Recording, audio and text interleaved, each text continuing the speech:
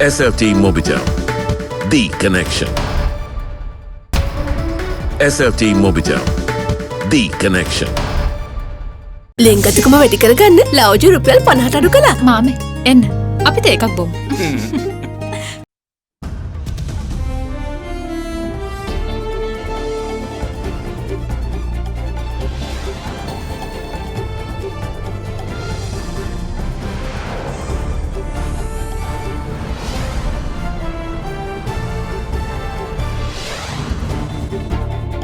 Tonight, spanner in the works.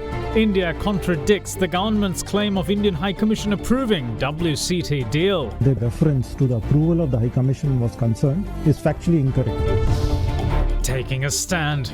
Foreign Secretary urges international players to give Sri Lanka options in investment opportunities. Give us choices. If you don't give us choices, later don't blame it's only one country we have gone to. Whose responsibility? President Gotabaya Rajapaksa rejects claims that Easter attacks are his government's responsibility. He also insists that he did not market the Easter attacks to come to power, and local authorities' polls in 2018 is proof. Don't panic. The first batch of vaccines under the COVAX facility expected tonight, as health authorities urge patience. We should not be worried about not getting the vaccine. All that and much more coming up on First at 9, this Saturday the 6th of March 2021. Alcohol අඩංගු hand sanitizer භාවිත කරන්න. ලෙඩ රෝග ඇති කරන විෂ බීජවලට එරෙහිව සටන් කරන්න. හඳුන්වා දීමේ මිල රුපියල් 350යි. From AdaDerana, this is AdaDerana First at 9. Live from Studio 24 in Colombo.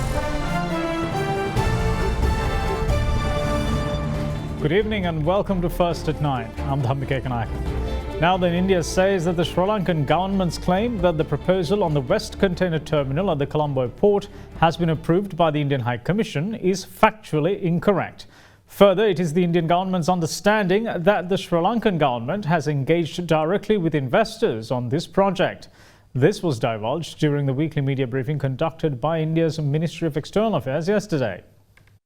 In the cabinet decisions announced earlier in the week, it said that the build, operate and transfer plan approved by the negotiating committee pertaining to the development of the West Container Terminal at the Colombo port has been forwarded to the High Commission of India and the Embassy of Japan, requesting them to nominate investors. It added that the proposal presented by the Adani Ports and Special Economic Zone Limited has been approved by the Indian High Commission and that no investor has been named by the Japanese government.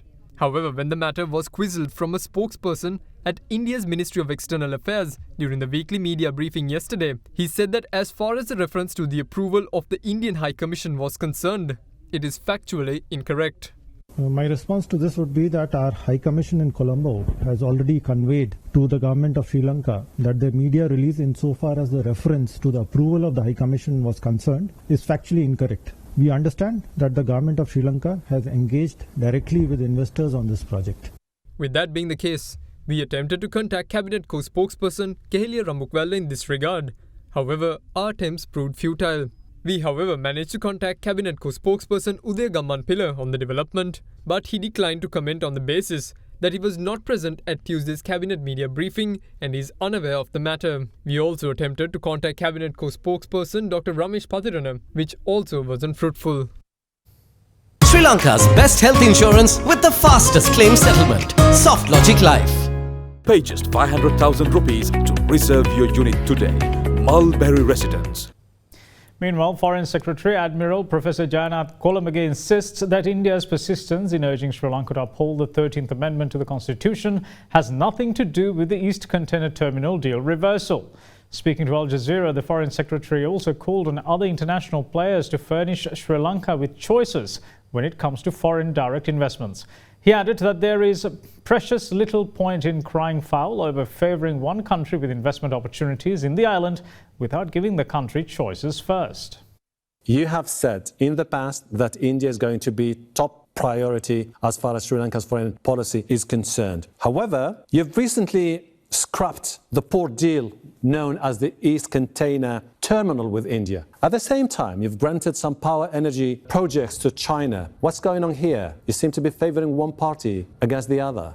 It is not that at all. This is called people's power. We are a democratic country. And if the president had his powers as people accuse, he was determined to give the East Container Terminal to India and Japan simply because it was a memorandum of understanding agreed in 2019 by the previous government involving three parties. So he didn't want to upset it. But trade unions in the port, the clergy launched a very vicious campaign saying that East Container Terminal should not be given to any country. So the president had to give in, and his own cabinet ministers spoke against giving that to India. So this is a democratic country. People's power matters. However, can you also tell us whether this has nothing to do with India insisting on your government to uphold the 1987 India-Sri Lanka agreement that says it's about time to start a devolution of the political system to protect the rights of minorities? I request anyone to study the 1987 Indo-Sri Lanka Peace Accord,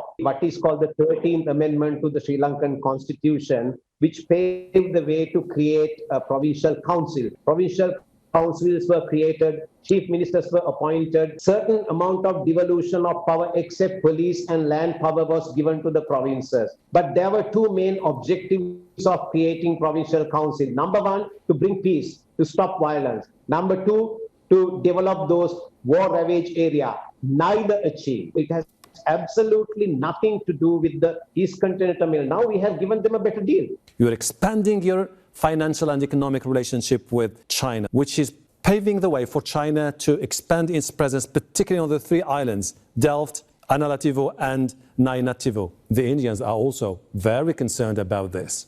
Now, this was an Asian Development Bank project. There was a tender process. It is wrong to say that we have given anything to China, or it is wrong to say that we are giving something to India. These are private entities competing in an international tender. When you say we wanted to give East Container Terminal to India and Japan, that sends a wrong message.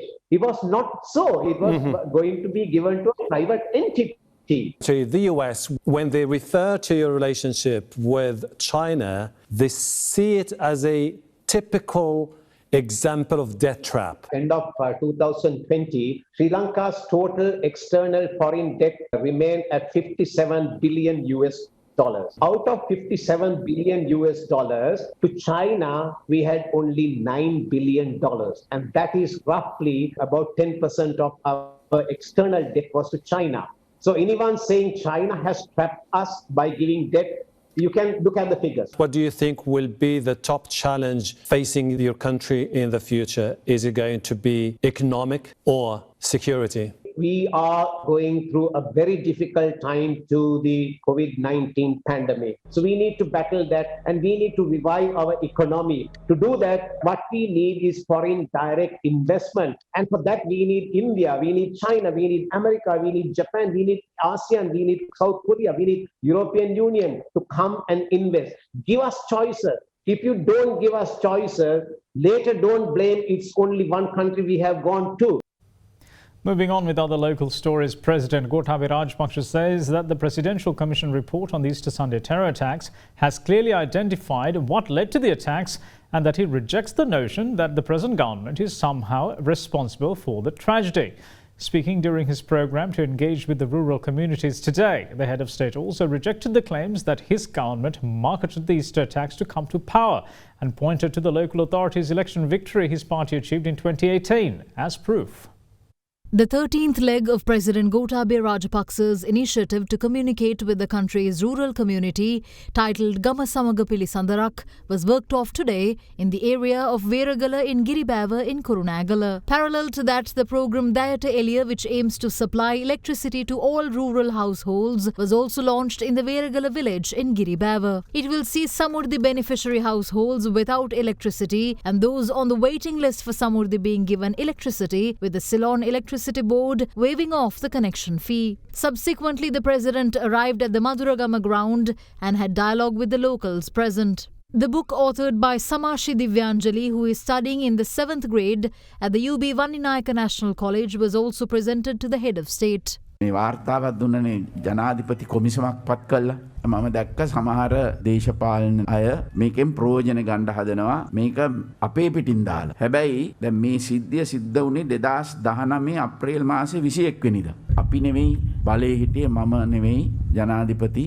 ඒ වගේම අපේ ආණ්ඩුවක් තිබුණේ නැහැ. පැහැදිලිවම commission සභාව කාටද මේකේ වගකීම දිය යුත්තේ කියන එක පැහැදිලිවම කියලා තියෙනවා. මේක අවසානයේදී කියනවා 2015 සිට රජය ජාතික ආරක්ෂාවට ප්‍රමුඛත්වයක් ලබා නොදෙන ලදී. අකාර්යක්ෂම රජය 2019 අප්‍රේල් 21 වන දින සිදුවීම් සඳහා ප්‍රධාන සාධකයක් විය. මෙම ඛේද වාචකයට ජනාධිපති සිරිසේන සහ අග්‍රාමාත්‍යවරයා පමණක් නොව රජය වග කිය යුතුය. රජය. දැන් මේ රජයේම හිටපු අය දැන් ඇවිල්ලා කතා කරන්නේ රජයේ හිටියේ නෑ වගේ. මම විශේෂයෙන්ම දන්නවා කාඩිනල් හිමිපාණන්ට මේ පිළිබඳව වේදනාවයි. ඒ නිසා උන්වහන්සේ ගැන කතා කිරීම සාධාරණයි. නමුත් මේ ඒ කාලේ හිටිය රජයේ ඇමතිවරු මේක ගැන ආපහු ඒගොල්ලොට බලයට ආවොත් මම දැක්ක එක්කෙනෙක් කියනවා මරණීය දණ්ඩනය ලබා දෙනවා. රජයක් කොහොමද මරණීය දණ්ඩනය දෙන්නේ කියලා මට නම් තේරෙන්නේ නැහැ. උසාවියෙන් තමයි තෝරන්නේ. රජයට කියන්න බෑ මෙයා එල්ලලා මරන්න කියලා. ඊළඟට නැගී එන ඉස්ලාම් අන්තවාදයට එරෙහිව සටන් කිරීම සඳහා වික්‍රමසිංහ මහතා ඇතුළු රජය විසින් වඩාත් ක්‍රියාශීලී කාර්යභාරයක් ඉටු කිරීමට අසමත් වීමට හේතුව තේරුම් ගැනීමට පරීක්ෂණ කොමිසම් සභාවට අපහසුය. අවාසනාවකට මෙන් අග්‍රාමාත්‍ය වික්‍රමසිංහ ඇතුළු දවසේ රජය මුස්ලිම් දේශපාලන පක්ෂවල සහයෝගය මත යැපීම නිසා නැගී එන ඉස්ලාමී අන්තවාදයට එරෙහිව දැඩි ක්‍රියාමාර්ග ගැනීමට රජය මැලිකමක් දක්වන බව සාක්ෂිකරුවන් කිහිප දෙනෙක් සාක්ෂි දුන්හ. දැන් මේ පාස්කු ඉරිදා සිද්ධියට අපේ රජය වග කියවන්නයි කියන අභූත චෝදනාව, පදනම් විරහිත චෝදනාව අපි සම්පූර්ණයෙන්ම ප්‍රතික්ෂේප කරනවා. ඒ අයට දඬුවම් දෙන එක අපි දැන් රජය පාලනය කරන නිසා ඒක අපේ වගකීම. අනිවාර්යෙන්ම දඬුවම් දෙනවා. ඒකම මමවත් අපේ රජයවත් අපේ ආණ්ඩුව පාස්කු ඉරිදා විකුණලා නෙමෙයි බලයට ආවේ. සමහර අය කියනවා අපි පාස්කු ඉරිදා විකුණලා බලයට ආවයි. ප්‍රාදේශීය සභාව තිබ්බේ පාස්කු ඉරිදාට හුඟක් ඉස්සෙල්ලා. බහුතරයක් අපි ප්‍රාදේශීය සභාව දින්න. ඉතින් ඒ දින්නේ පාස්කු ඉරිදා විකුණලා නෙමෙයි. හැබැයි මම කිව්වා ඔකට තිබුණු රජය ආරක්ෂාව වෙනුවෙන් කිසිම ප්‍රමුඛත්වයක් දෙන්නේ නැහැ. මම ඒක විශේෂයෙන් මේක කිව්වේ එදා බුද්ධි නිලධාරීන් මේ ජාත්‍යන්තරයේ විවිධ ඕනෑපාකම් නිසා බුද්ධි නිලධාරීන් හිරේ දැම්මා. මේ යුද්ධේ කරපු නාවික හමුදාපතිතුමා තාමත් දුක් විඳිනවා. ජාතික ආරක්ෂාව පිළිබඳ කිසිම තැකීමක් නොකර ගැනීම පිළිබඳ අපි කතා කරා. දැන් මම දැක්ක සමහර දේශපාලන පක්ෂ කළු කොඩි දාන්න. දැන් කළු කොඩි දාන්නේ දැන් ඒගොල්ලෝ මේ පක්ෂම තමයි පසුගිය ආණ්ඩුව බලයට පත් කරේ. හැබැයි ඒ කාලේ පාස්කු ඉරිදා සිද්ධිය වුණාම කළු කොඩි දැම්මේ නැහැ. දැන් කළු කොඩි දැන් මොනවාට කළු කොඩි දාන්නේ? ඒ අය. මේවා ජනතාව දැනගන්නට ඕන. බොරු මත ජනතාව අතරට ගෙනියනවා. දැන් සමහර ජනාධිපති කොමිෂන් සභා වාර්තා ජීවිතේට තමුන්නාන්සලා දකින්නේ නැහැ. නමුත් මේක එළියට ඇවිල්ලා මාසයකටත් අඩු කාලයක් ඇතුළතදී මම කැබිනට් මණ්ඩලයට දාලා දැන් පාර්ලිමේන්තුවට දාලා පාර්ලිමේන්තුවේ ලබන සුමානේ විවාදය කරනවා මේක. කාටවත් කියන්න බෑ මේවා ප්‍රමාද කරා හැංගුවා කියන කාරණේ. අපිට හංගන්න අවශ්‍යත් නැහැ. අපිට කිසිම අයුරකින් ඩීල් දාලා නැහැ. සමහර අය කියනවා මම ෆේල්ලු. මම ෆේල් නැහැ. මම අවුරුදු 20ක් හමුදාවේ රට වෙනුවෙන් වැඩ කරා. ඊට පස්සේ මහින්ද රාජපක්ෂ ජනාධිපතිතුමාගේ ආරක්ෂක ලේකම්වරයා හැටියට අවුරුදු 30ක් තිබිච්ච දේ අවසන් කරා. ඒ ඇති මට ගෞරව උපාධියක් ගන්න. මේ ජනාධිපතිකමෙන් හම්බ වෙන්නේ මට බෝනස් මාක්ස්. ඉතින් මම පාස් වෙලා හුඟක් කල් ගෞරව උපාධිත් එක්කව ඩබල් PhD එකට මේ වැඩ කරන්නේ.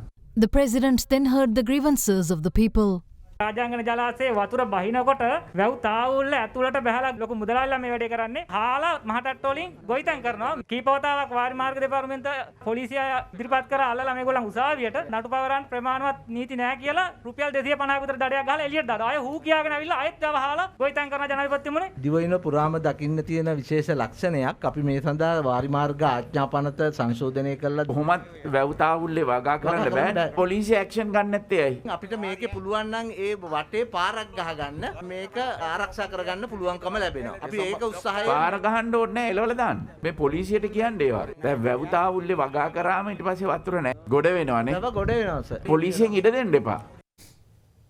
Now, Sri Lanka is set to receive its first batch of Oxford AstraZeneca vaccines under the World Health Organization's COVAX facility tonight. State Minister of Production, Supply and Regulation of Pharmaceuticals, Professor Channa Jayasubana, confirmed that 264,000 vaccine doses will be delivered to the island tonight. Meanwhile, the health authorities continue to urge people to be patient and not panic if they aren't immunized yet. On the COVID deceased burial front, the Ministry of Health says that more suitable sites are being identified at present. The epidemiology unit confirmed that 350 novel coronavirus infections were reported from the country yesterday. None of the districts reported cases in triple digits, with Colombo topping the list with 94 infections. The Ratnapura district meanwhile confirmed 82 cases, making Ratnapura along with Colombo the only districts to confirm daily infections in the excess of 50 yesterday. Meanwhile, 31 cases of the virus were confirmed from Badulla. A further 131 COVID-19 infections were reported across 18 other districts. There were also 12 imported cases confirmed from Sri Lankan expatriates. As for today's caseload, 190 infections have been confirmed so far. Meanwhile, according to the Department of Government Information, 3 novel coronavirus-related fatalities were confirmed yesterday, placing the death toll at 493.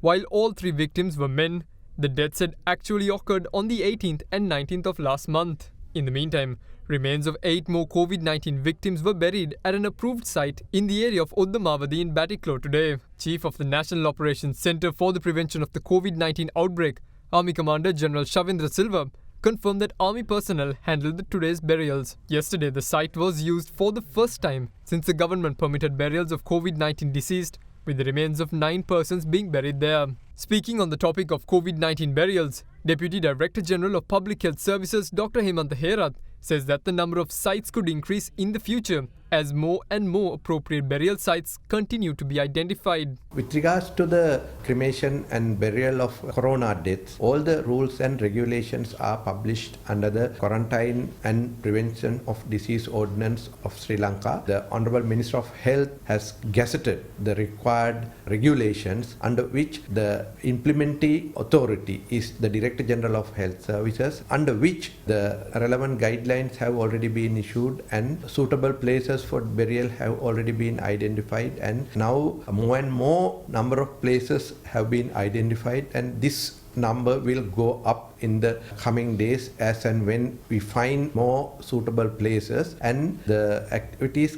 related to these things are carried out smoothly at this moment. So I would like to request all the relevant people in this regard to give the fullest cooperation and support to the health authorities to implement these new regulations and activities. As of yesterday, a total of 699,521 persons have been administered with the Oxford AstraZeneca jab since the national vaccine rollout kicked off on the 29th of January to immunize the population against COVID-19. 48,530 vaccinations alone had been conducted yesterday.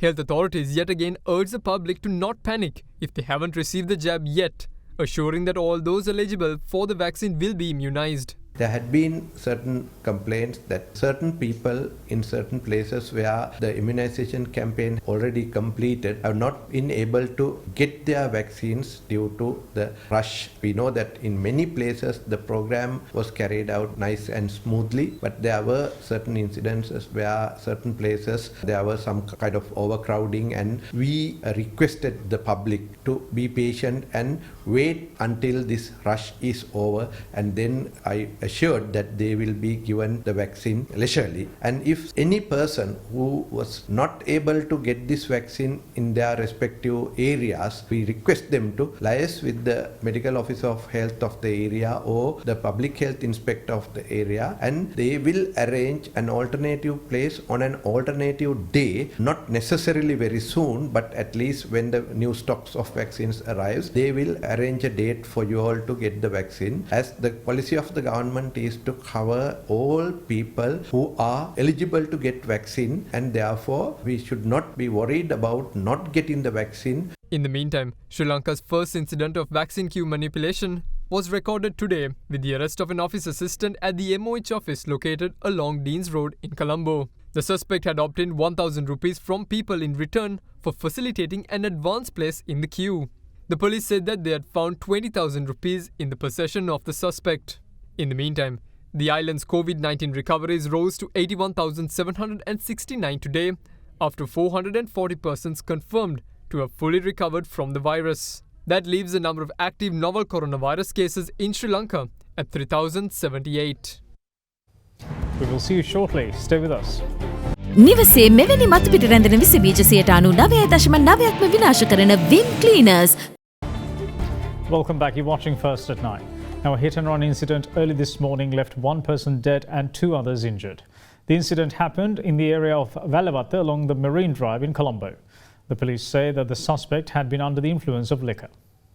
The incident had happened at around 5:45 this morning in the area of Valavatta along the Marine Drive. A vehicle heading towards Dehiwala from Kolpiti had run over a cyclist just after the Valavatta railway station. The police say that the vehicle in question had not stopped and had hit 2 other persons who had been out jogging. The incident was also caught on CCTV.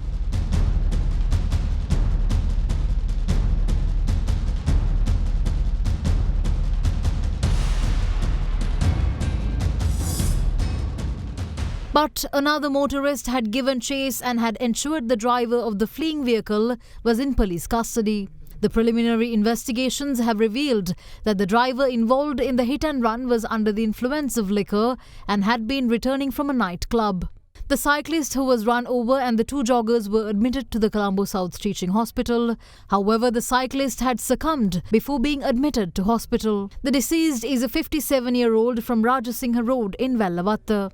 Police media spokesperson DIG Ajit Rohana said that there had been another person in the vehicle driven by the suspect and that both of them were arrested. He added that Valavatta police are conducting investigations. The Chief of Air Staff of the Pakistan Air Force, Air Chief Marshal Mujahid Anwar Khan, and the Chief of the Air Staff of Bangladesh, Bangladesh Air Force, that is, Air Chief Marshal Masihu Zaman Sarnebat, called on Prime Minister Mahinda Rajapaksa yesterday. Both heads of the Air Force visited Sri Lanka to attend the 70th anniversary celebrations of the Sri Lankan Air Force. The Air Chiefs of Pakistan and Bangladesh spoke to the PM regarding the provision of training to the officers of the Sri Lankan Air Force, as well as assisting each other with technical requirements that arise. Air Chief Marshal of Bangladesh told the Premier that they will stand with their friends while speaking of the close ties, that is, between the 2 countries and the 2 air forces. Pakistan Air Chief Marshal meanwhile also said that they stand shoulder to shoulder with Sri Lanka. In addition, the 2 chiefs of air staff also discussed the COVID-19 situation in their countries, economic revival in the post-COVID-19 era, regional cooperation and tourism. Air Chief Marshal Khan said that they are very thankful to Sri Lanka for reviving their cricket, noting that it was because of the Sri Lankan team's tour to Pakistan in December 2019 that other teams gained confidence to play in Pakistan once more. And that's it from all of us here at First at 9. Thanks for watching. Bye-bye.